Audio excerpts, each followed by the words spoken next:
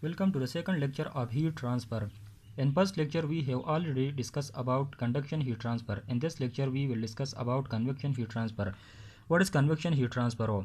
Convection heat transfer. The transfer of energy from one point to another point is in a fluid is called convection heat transfer. Convection heat transfer take place in liquid and gases, while conduction heat transfer take place in solid only. This is the example of convection heat transfer. Let us consider a beaker of water which is placed on heat source. This is the boiling of water. After some time, let us consider a beaker of water which is placed on heat source. After some time, the boiling of water will start, and the vapor bubble will form at the bottom of the container. The vapor bubble when the vapor bubble form at the bottom of the container, these bubble due to their movement, these transfer their energy from bottom of the container to top of the container.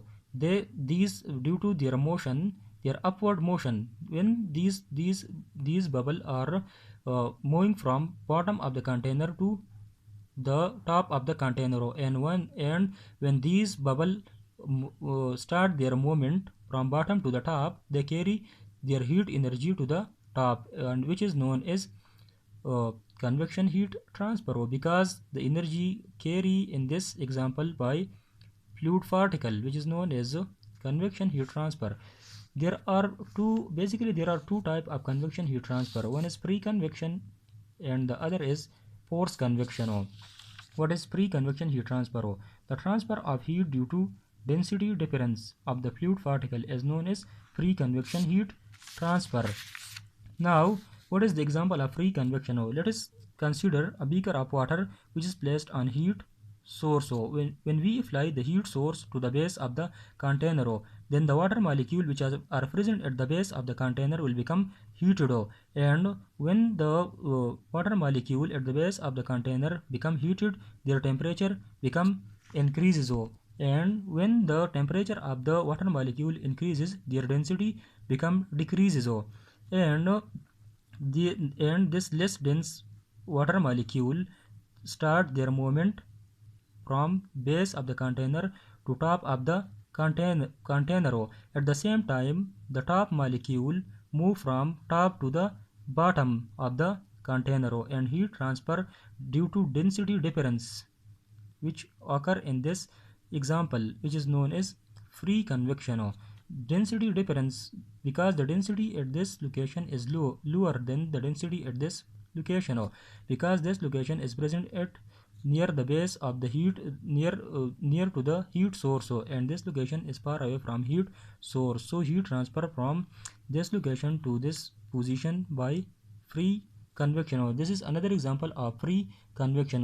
Let us consider a hot potato which is present at temperature T1, and this is the surrounding air which is present at T2. The heat transfer from potato to the surrounding air by free convection. Now, what is force convection? The heat transfer by external mean is known as force convection. Let us consider a hot potato which is present at temperature T1, and the surrounding air which is present at temperature T2. Now, if someone is interested to increase the heat transfer from the potato surface, then he will place a fan near to the potato.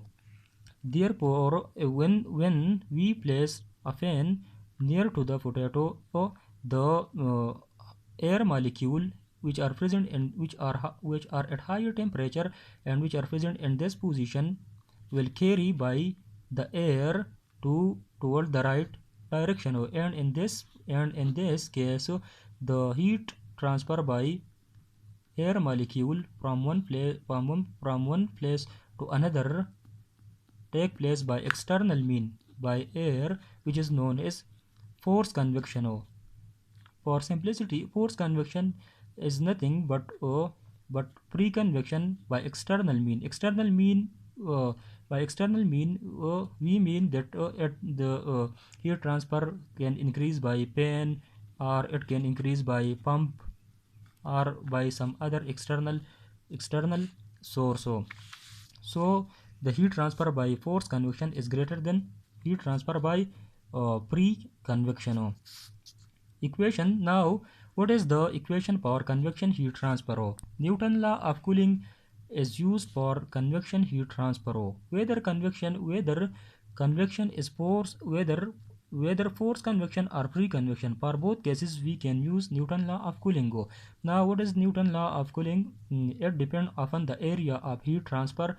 It depends upon the temperature difference between source and surrounding. Let us consider this is this is a hot surface which is present at temperature T1, and this is the surrounding air which is present at temperature T2.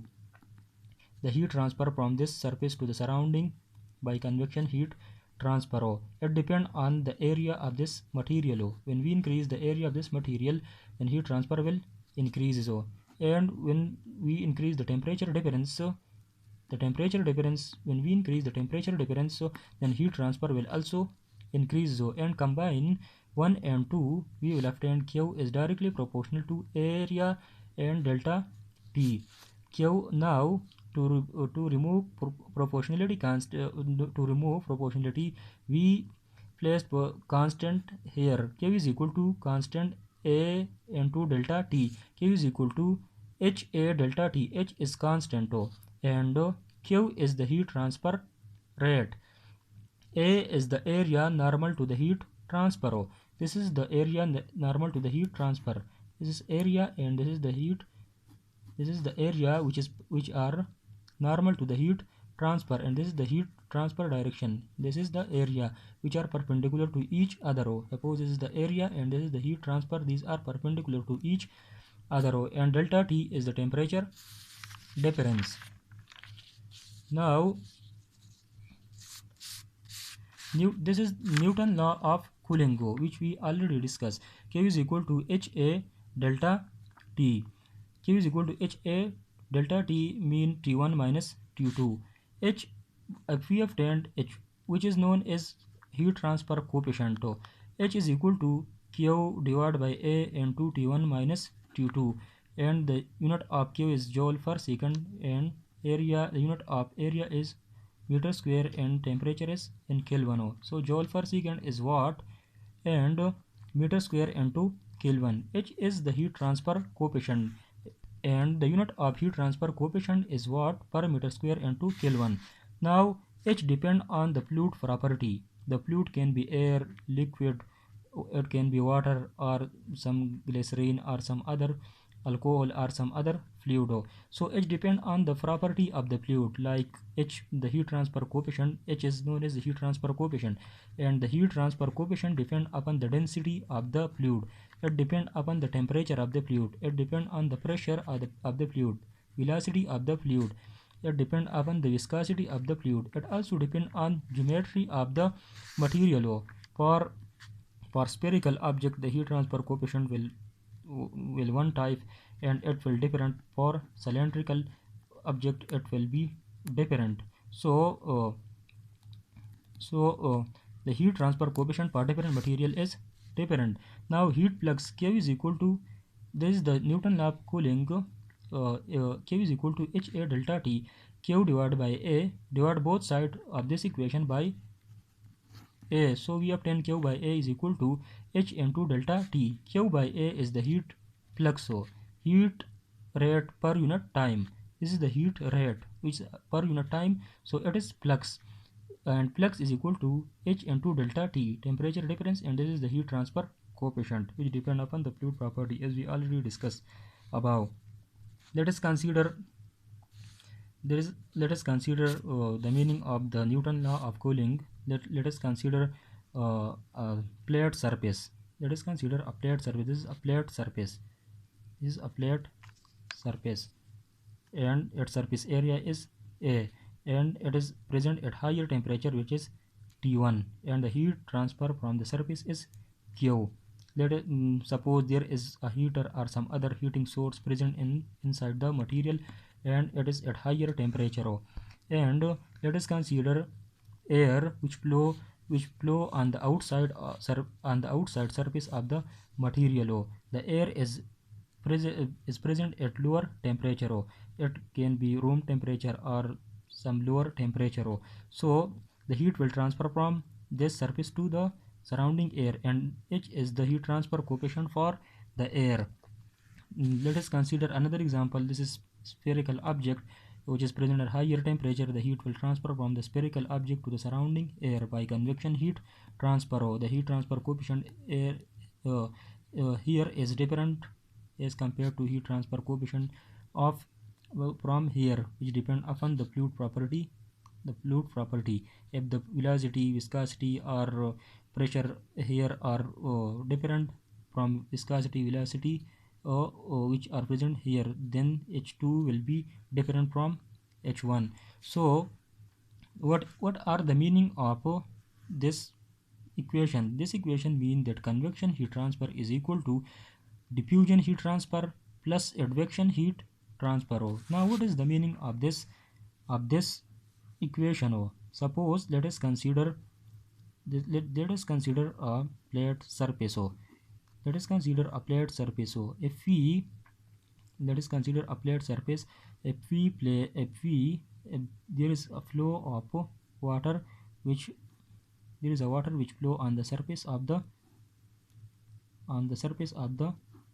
material. This flow of water will form some velocity boundary layer on the plate surface.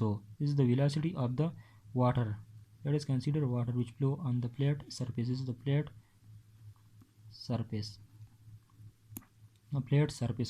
Now the velocity here is the no slip condition. The velocity of the fluid near the surface is equal to velocity of the plate. The plate is stationary, so velocity here is also 0, and the velocity as we increase in the upward direction, the velocity increases.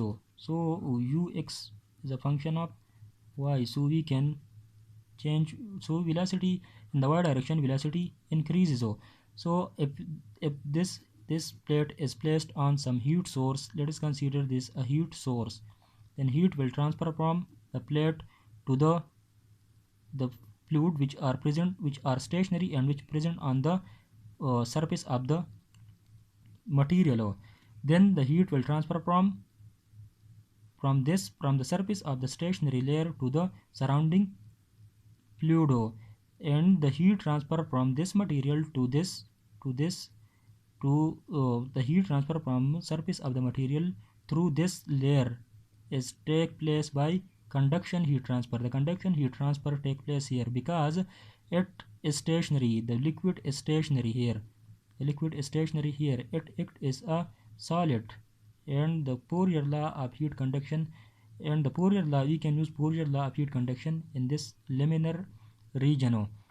So if once the heat transfer from this position to this position, then by external mean, by velocity of water, these heat will carry away by the water to the right side, and the heat which transfer from this position to the right hand side by external mean is known as advection heat transfer, and the heat which transfer through the stationary liquid layer which present on the surface of the material is known as conduction heat transfer. So the conduction and advection heat transfer, when combined, it form heat transfer which is known as convection heat transfer.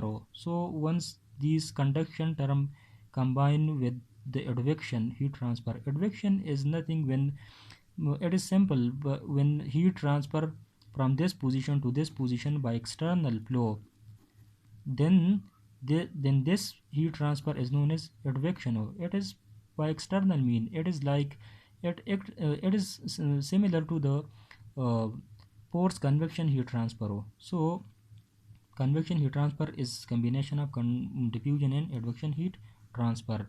Thanks.